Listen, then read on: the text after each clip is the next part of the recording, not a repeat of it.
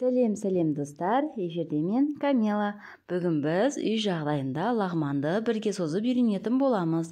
Ең алдымен бізге қажетті заттардан ұн, аз мөлшерде тұз және су қажет болады. Үшеуін жақсылап араластырып, қатты қылып қамыр илеп шығамыз. Қамырымыз орташа қаттылықта иленсе, лағман үзілмей біркелкі жылтыр болып шығады. Міне менің қамырым орташа қаттылықта болды.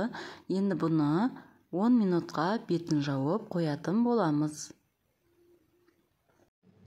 10 минуттан кейін қайта ашып, қамырымызды жақсылап илеп, еуін қандырып болған соң, және бір рет 10 минутқа қалдыратын боламыз.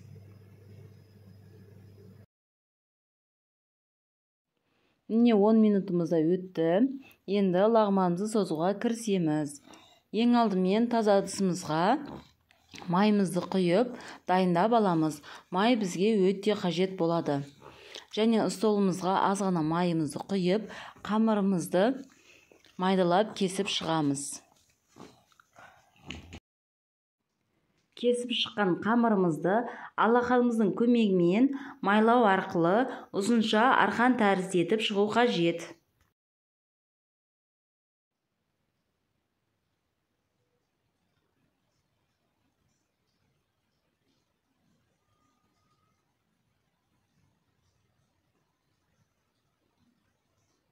Міне осы видеодағыдай етіп жасап шығасыздар. Менің видеоларым пайдалы болса, лайк басып, комментер жазып, тіркеліп, және қоңырауша белгісін басып қойсаңыздар болады. Әрбір салған видеоларым бірінші көрініп тұру үшін. Міне біз қамырымызды істеп болдық. Енді осылай алақанымыздың көмегімен созып шығамыз. Ұзын арқан тәрізді болып шығу қажет. Және таза ыдысымызға, тарелкамызге немесе легенге астын майлау арқылы бәрін дөңгелекше етіп орап шығамыз. Бірінен кейін бірін орап шығу қажет.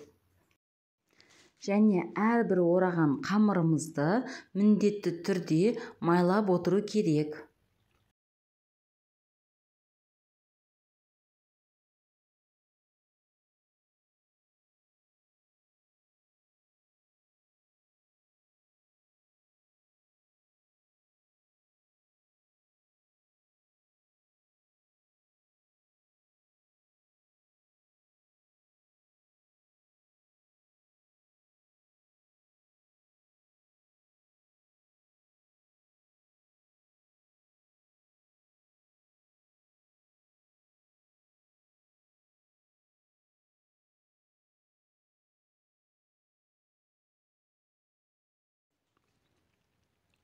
Міне біздің қамырымыздың бәрі оралып бітті.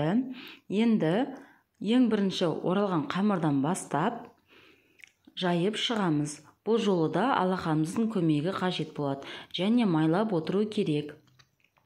Бір қолымызбен тартып, екінші қолымызбен жайып отырсақ ыңғайлы болады.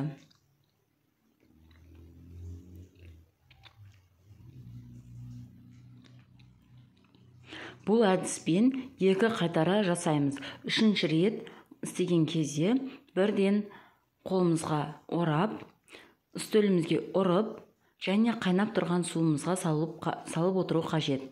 Суды міндетті түрде қайнатып отырамыз. Және қасына мұздай суды қойып қою қажет. Және мұздай суға салып болсақ, қамырымыз әдемі болып шығады.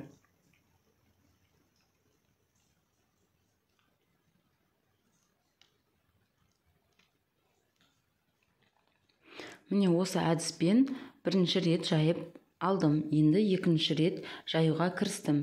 Бұл жолы бір қолымызбен тартып, екінші қолымызбен жаямыз.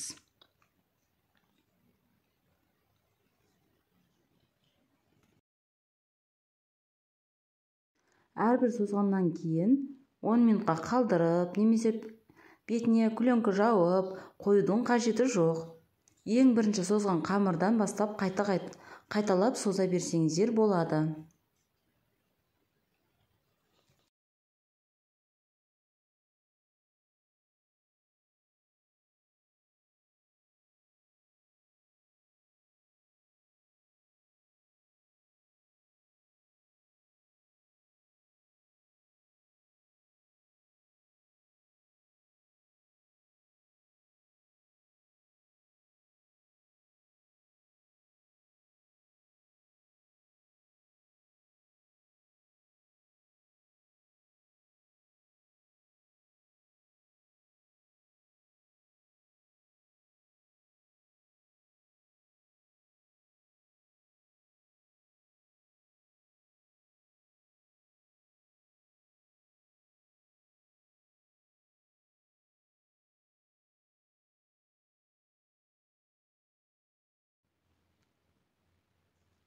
Осы аралықта мен газге су қойып қойдым. Міне біздің қамырымыз почти дайын болды. Енді қолымызға орау арқылы қайнап тұрған суымызға салсақ болады.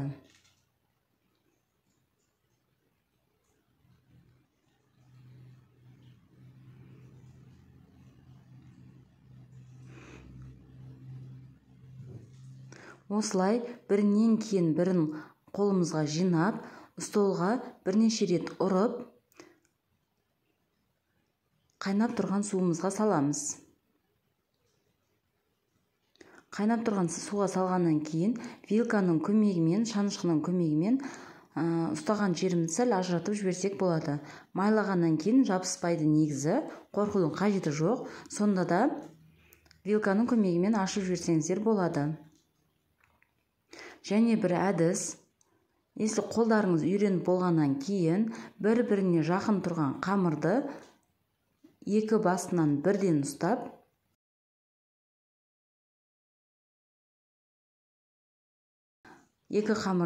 ұстап, созуға да болады. Қазір ол әдісті де көрсететін боламын. Міне, екі қамырды бірден ұстадым. Енді алақанымызға жинаймыз қолымызға. Міне осылай екі қамырды бірден орасаңыздар, тез бітесіздер.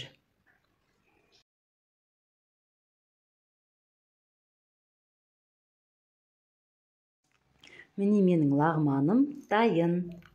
Сізде де жасап көрулеріңізге кеңес беремін. Енді жанына жақсылап сорпасын дайындап, дастарханымызға ұсынсақ болады.